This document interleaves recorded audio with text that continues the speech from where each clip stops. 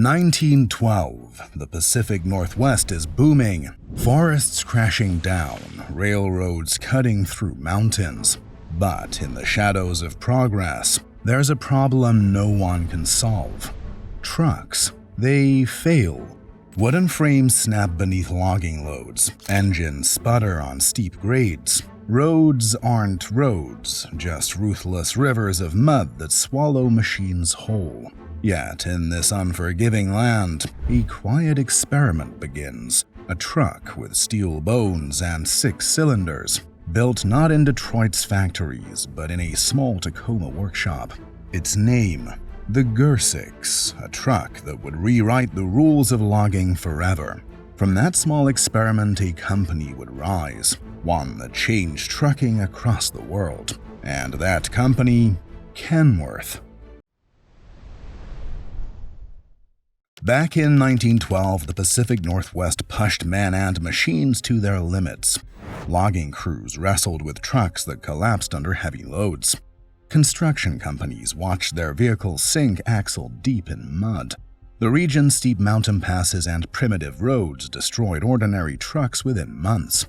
These early vehicles featured wooden frames and weak engines that simply couldn't handle the brutal conditions. Loggers needed something that could haul massive timber through terrain that would snap most vehicles in half. The Gerlinger brothers understood this problem when they founded Gerlinger Motor Car Works in Portland, Oregon in 1912. They started selling cars and trucks, but quickly realized the existing vehicles failed miserably in Western conditions. Around 1915, they developed something different. The Gersix truck featured a 6-cylinder engine and a structural steel frame. While many rivals still used wooden framing, the Gersix used structural steel construction that proved far more durable in the Northwest's punishing conditions. Its 6-cylinder engine delivered power that 4-cylinder alternatives couldn't match on steep grades. This wasn't just another truck. The Gersix was built specifically for logging operations that demanded vehicles capable of navigating roads that barely qualified as trails. Construction crews hauling equipment through mountain passes found the Gersix could carry loads that destroyed other trucks. The structural steel frame became the backbone of its durability. That engineering approach would define truck building in the region for decades to come.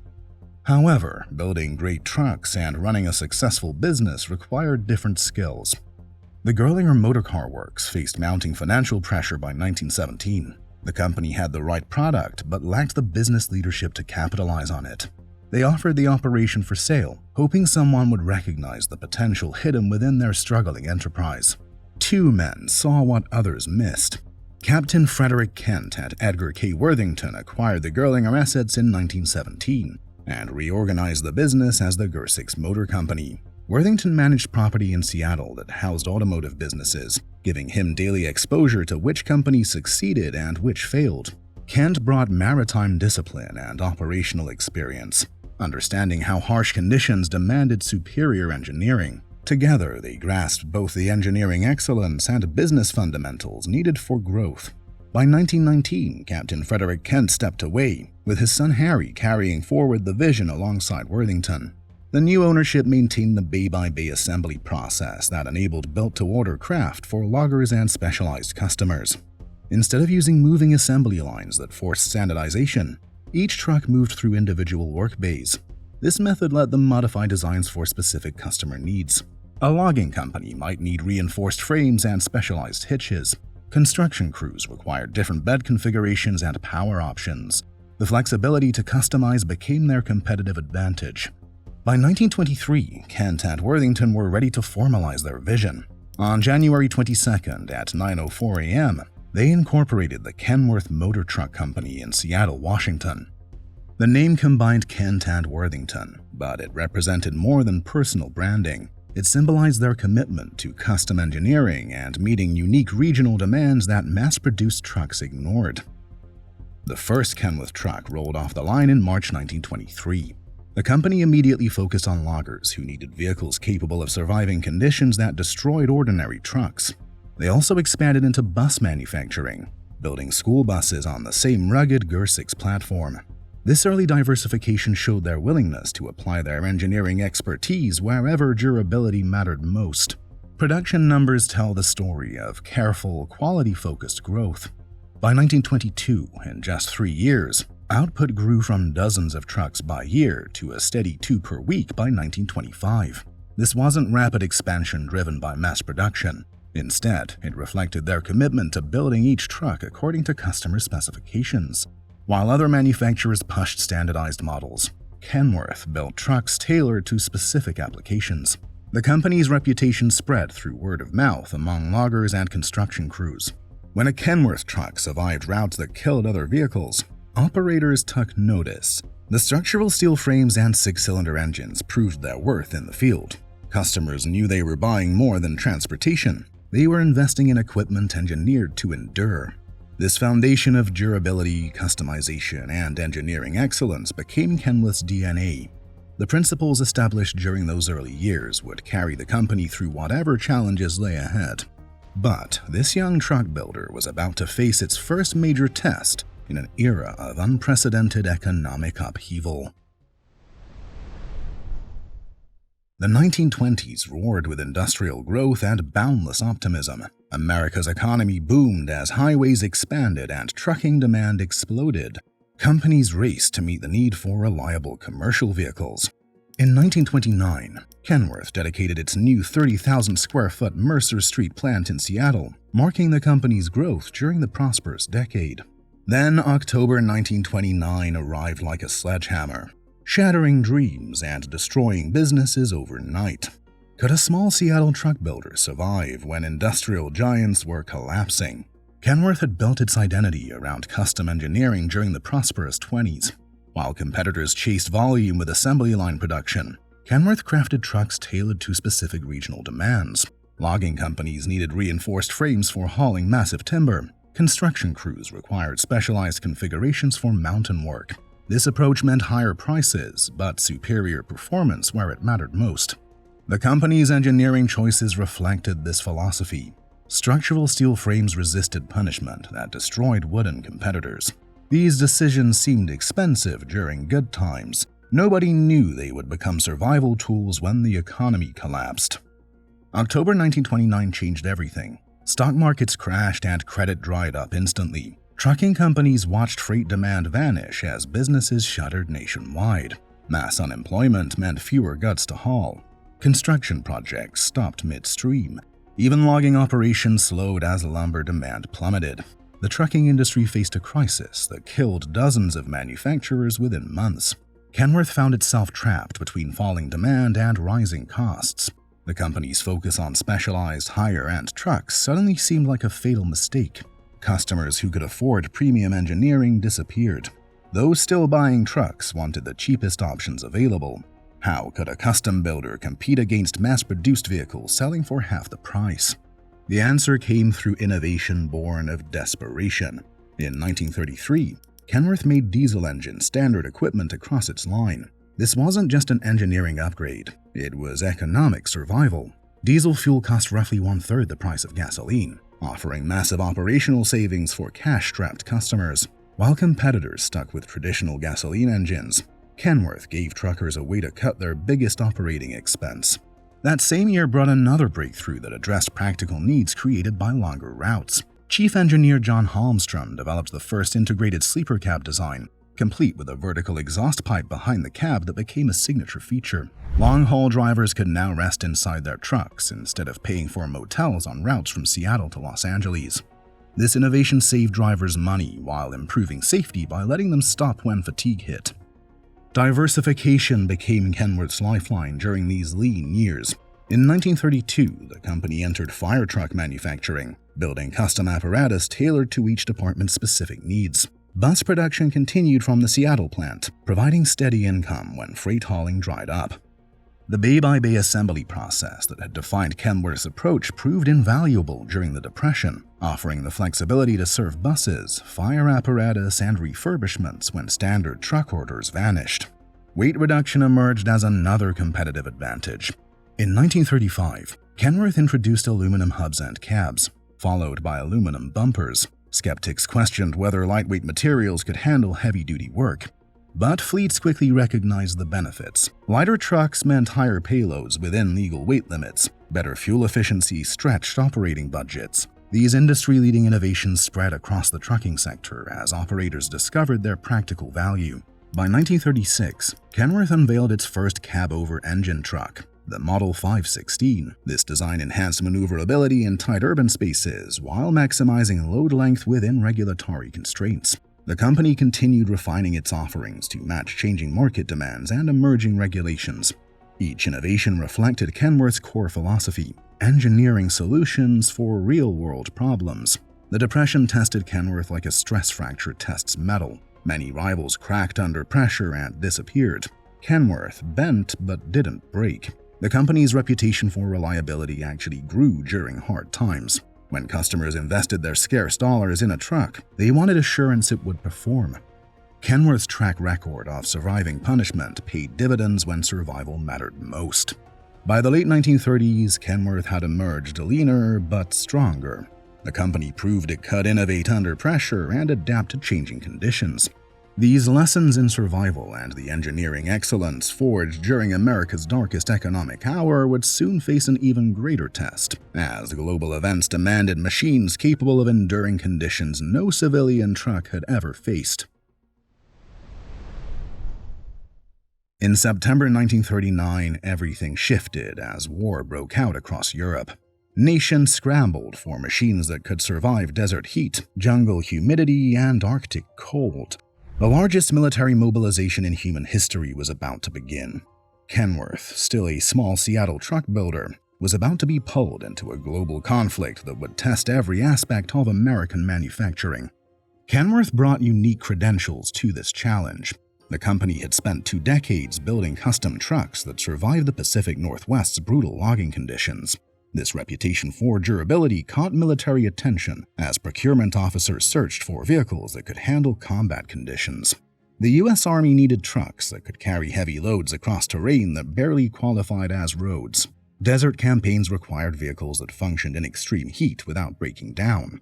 Pacific Island operations demanded trucks that could operate in humid, corrosive environments. European theater called for machines tough enough to navigate destroyed cities and muddy battlefields. Kenworth's existing strengths aligned perfectly with these military requirements, despite the company's smaller size compared to mass-production rivals. Pearl Harbor changed everything overnight. December 7, 1941 thrust America into a 2-front war requiring immediate industrial mobilization.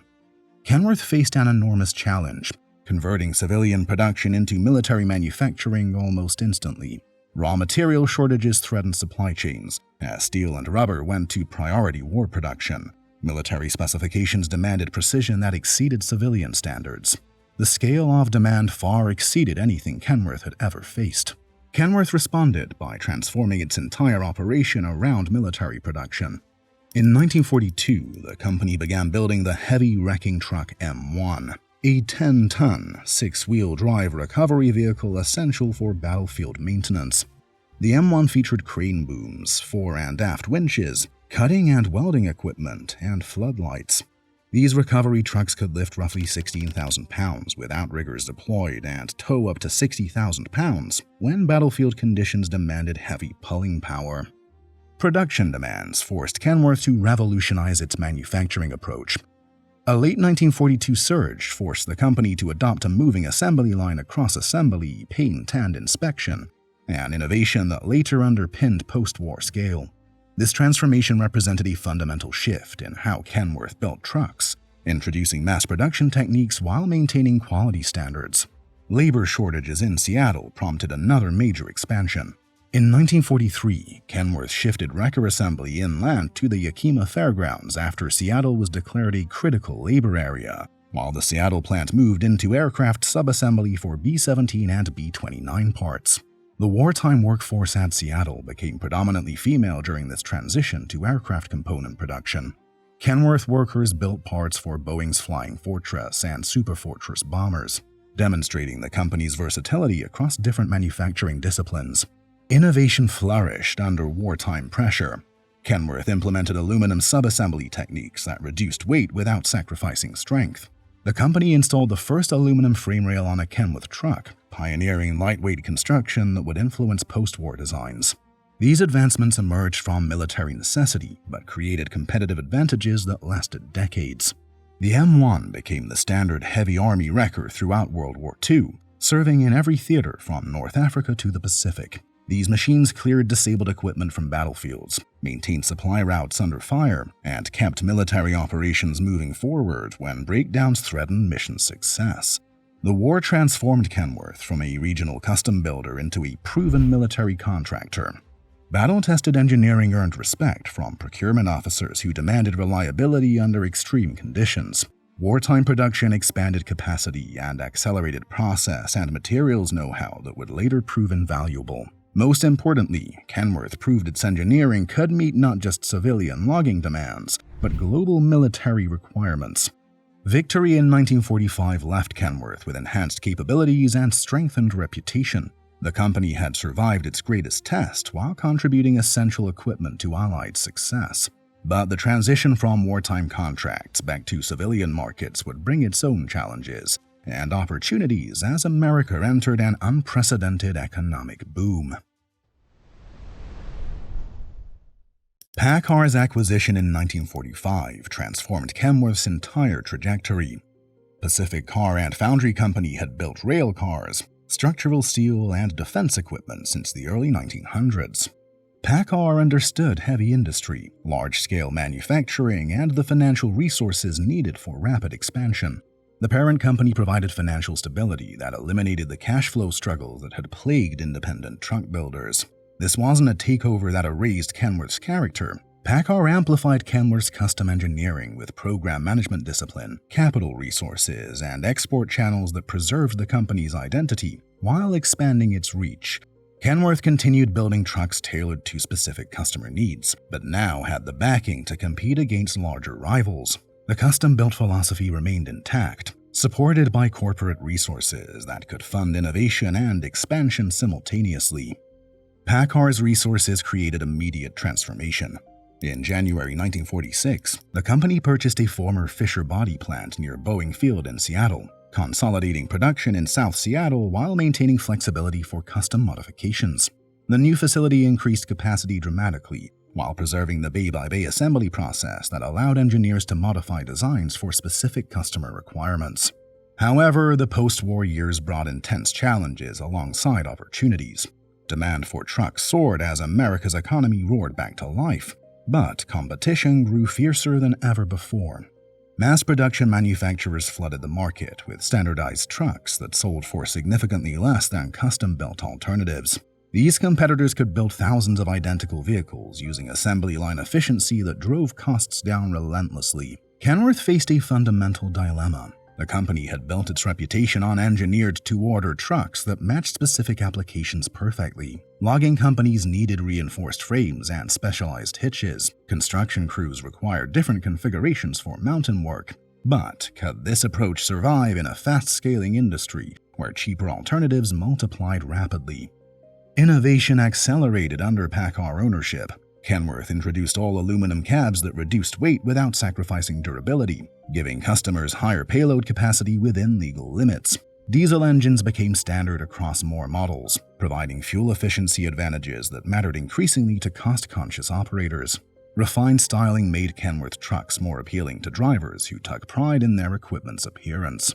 The company expanded its reach through strategic diversification. Municipal customers bought trackless trolleys and inner-city buses built on Kenworth chassis. Fire departments ordered custom apparatus tailored to their specific needs.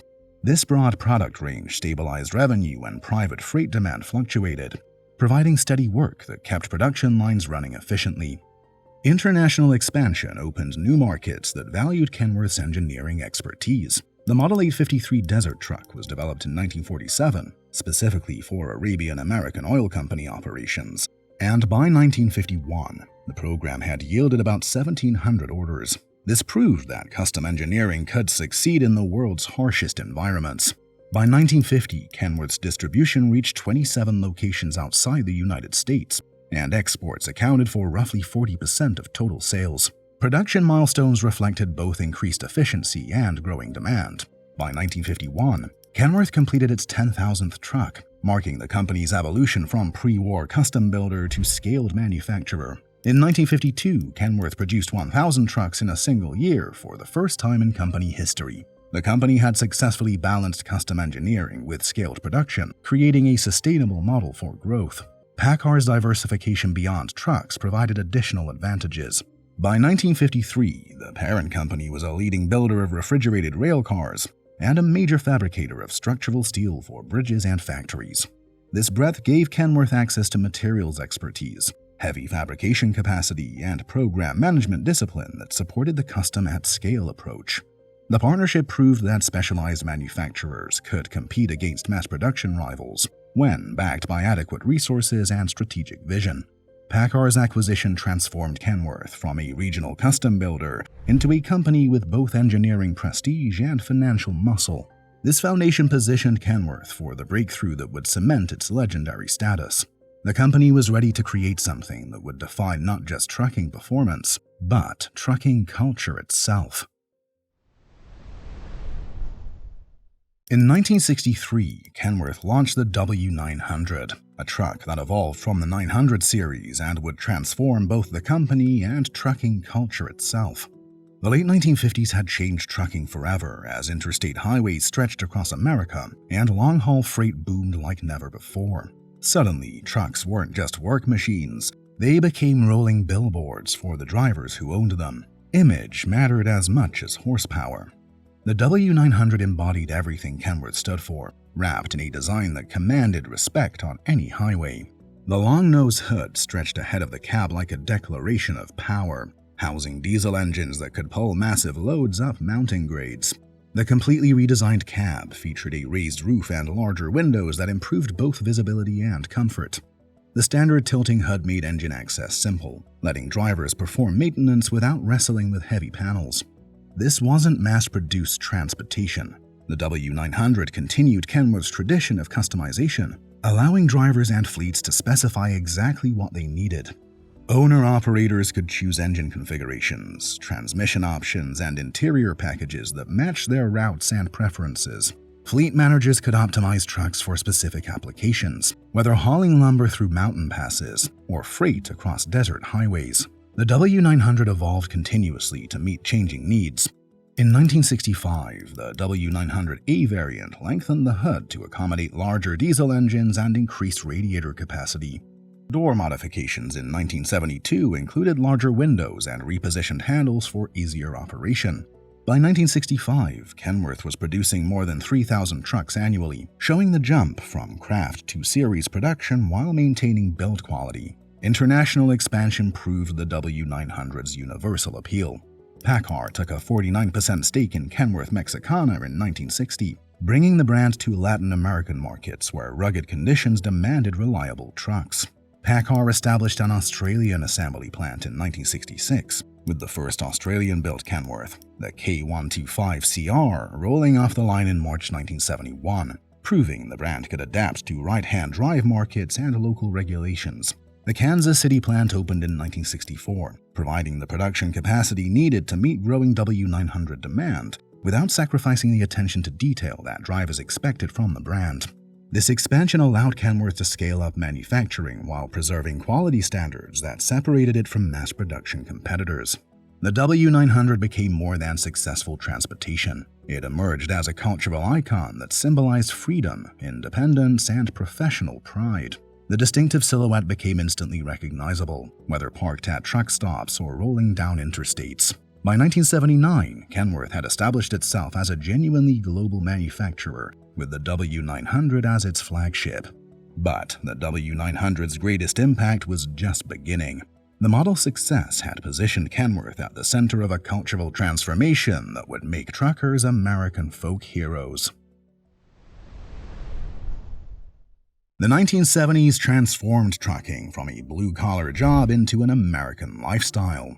CB radios crackled with coded conversations between drivers who called themselves Knights of the Highway. Songs like Convoy topped the charts, while movies celebrated the independent trucker as a modern cowboy. Kenworth trucks became the centerpiece of this cultural revolution, rolling symbols of freedom and rebellion on America's interstates. The Kenworth W900 emerged as the undisputed star of this movement. Hollywood embraced the distinctive silhouette across multiple productions. The W900A took center stage in Smokey and the Bandit in 1977. The red and white K100 Aerodyne starred in BJ and the Bear from 1978 to 1981, and modified W900B tankers appeared in the memorable stunt chase of the 1989 James Bond film License to Kill. These appearances cemented Kenworth's place in popular culture, projecting a blend of grit and glamour that resonated with mainstream audiences far beyond the trucking industry. Kenworth amplified this cultural momentum through strategic marketing. The company launched its very important trucker program in 1974, emphasizing that comfort, storage, and livable space were integral to the brand's identity. The VIT 200 limited edition positioned Kenworth as the premium choice for drivers who wanted their rigs to reflect their personalities. Owner-operators chose W900s not just for reliability, but for what they represented on the road: mobile statements of independence and professional skill. The breakthrough innovation arrived in 1976 with the revolutionary Kenworth Aerodyne sleeper, the first factory-produced raised-roof sleeper offering stand-up headroom and twin skylights. This industry-first design transformed living conditions for long-haul operators, making the truck's interior as central to driver identity as the exterior styling. The Aerodyne represented a fundamental shift in how the industry viewed the driver's environment and quality of life, showing genuine respect for the demanding nature of long-distance hauling. This cultural success came amid serious industry pressures. The fuel crisis of the 1970s forced truckers to reconsider their priorities as diesel prices soared. However, regulatory changes worked in Kenworth's favor. In 1976, many states raised combined vehicle length limits from 65 to 75 feet, which reduced the cab-over advantage and helped explain why long-hood conventionals like the W900 rose in popularity. Tightening federal regulations demanded compliance with new safety and emission standards, while economic fluctuations made operating costs a constant concern. The Aerodyne symbolized Kenworth's ability to blend tradition with innovation perfectly. The company preserved the iconic styling that drivers loved, while adding forward-thinking features that improved their daily lives. During this period, Kenworth wasn't only building trucks, it was actively shaping trucker culture itself, creating vehicles that drivers felt proud to be seen in. By the late 1980s, Kenworth had established itself as both a cultural icon and engineering leader. The company had successfully navigated the transition from traditional trucking into the modern era, while maintaining the qualities that made it special. But the industry was about to face new challenges that would test every assumption about what made a great truck. The 1990s brought a trucking crisis that threatened everything the industry stood for. Fuel costs climbed relentlessly while environmental regulations tightened like a vice. The old image of the long-nosed, fuel-hungry rig suddenly looked outdated and expensive. Could Kenworth reinvent itself without abandoning the identity that made it legendary? The company's answer had actually rolled out of the factory in 1985, but it truly defined the 1990s. The Kenworth T600 looked like nothing the trucking world had ever seen. Gone was the traditional long hood that stretched ahead of the cab like a badge of honor. Instead, the T600 featured a dramatically sloped hood and sculpted body that cut through air like a blade. This radical departure from conventional design shocked an industry built on tradition and visual power. Engineers had spent countless hours in wind tunnels at the University of Washington, using scale models to perfect every curve and angle. The results delivered a 50% reduction in aerodynamic drag and roughly 20% better fuel economy compared to the beloved W900. Those numbers mattered to fleet managers watching their bottom lines during volatile fuel markets. However, the T600 faced fierce resistance from the people who mattered most, the drivers themselves. Truckers took one look at the sloped nose and unconventional proportions and immediately dubbed it the Anteater. The nickname wasn't meant as a compliment. Many drivers loved the classic W900 appearance and resented anything that looked different from their vision of what a real truck should be. The tension ran deeper than just aesthetics. This represented tradition versus innovation in its purest form. Kenworth had built its reputation on trucks that looked powerful and commanded respect on the highway.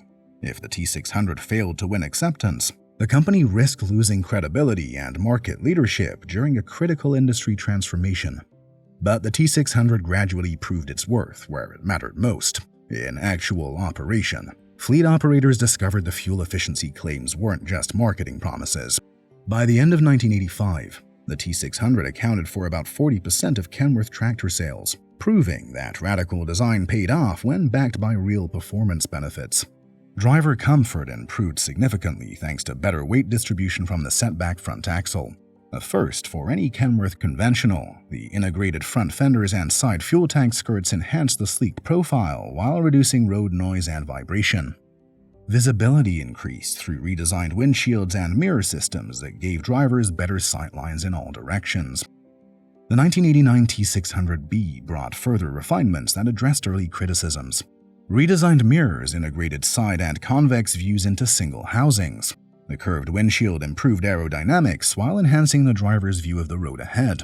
By 1995, the T600B featured the Aero Cab Sleeper that combined cab and sleeper into one seamless unit, maximizing both interior space and airflow efficiency. What started as controversial gradually became trend-setting. The T600 transformed from industry oddball to the template that competitors rushed to copy. The T600's thesis continued into the T660, introduced in 2007, which sold over 60,000 units during its run. Kenworth had proven it could take calculated risks and drive change when circumstances demanded innovation over tradition. The T600's legacy carried Kenworth into the 2000s as the undisputed leader in efficiency, comfort, and forward-thinking design. But the industry was approaching another technological revolution that would make aerodynamics look simple by comparison. The 2010s brought environmental regulations and climate concerns that reshaped trucking priorities completely. Carbon emission standards tightened while cities banned older diesel trucks from urban centers. PACCAR introduced the MX engine to North America in 2010, signaling tighter engine-vehicle integration and a bridge toward future technologies. Kenworth faced a crossroads that would define its future. How could a company built on diesel power and traditional engineering adapt to the clean tech revolution? The answer came through multiple zero-emission pathways that maintained Kenworth's core identity. Battery electric models targeted practical regional and urban applications. The K270E and K370E, introduced in 2020 for medium-duty urban distribution, featured fully integrated direct drive motors with Kenworth citing up to 200 miles of range. The T680E, announced in 2020 for Class 8 applications, offers around 150 miles per charge depending on application according to company estimates.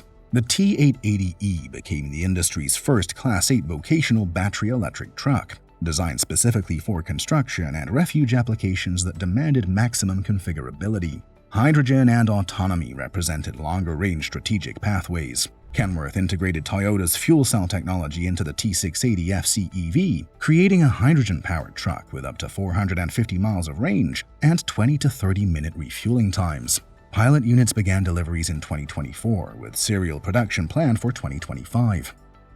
The Zanzef Shore-to-Shore Pilot reported an estimated CO2 reduction of 74.66 metric tons per truck per year versus diesel baselines. PACCAR's strategic alliance with Aurora in 2021 and early commercial pilots with FedEx demonstrate that Kenworth is preparing vehicles like the T680 Next Generation for supervised highway autonomy. The T680 Next Generation incorporated advanced driver assistance systems and aerodynamic improvements that delivered 6% better fuel economy. Digital displays and connectivity features transformed the driver experience while maintaining Kenworth's reputation for reliability. Through partnerships, pilot projects, and engineering excellence, Kenworth had successfully navigated trucking's technological transformation. The company that started building custom trucks for Pacific Northwest loggers had evolved into a global innovator while preserving the qualities that made it legendary.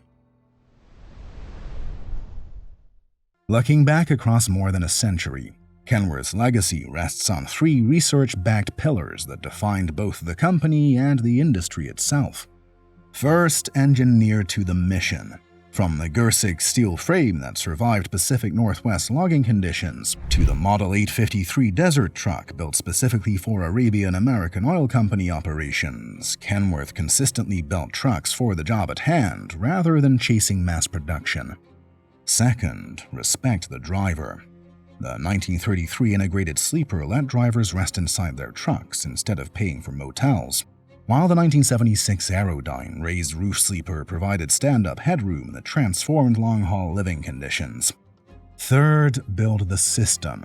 World War II forced Kenworth to adopt moving assembly lines that enabled post-war scale, while PACCAR integration provided the resources and global reach that brought innovations like the MX engine to North America in 2010. Kenworth's design and driver-first features, seen in the W900, K100 Aerodyne, and T600, set industry expectations for comfort and aerodynamics around the world.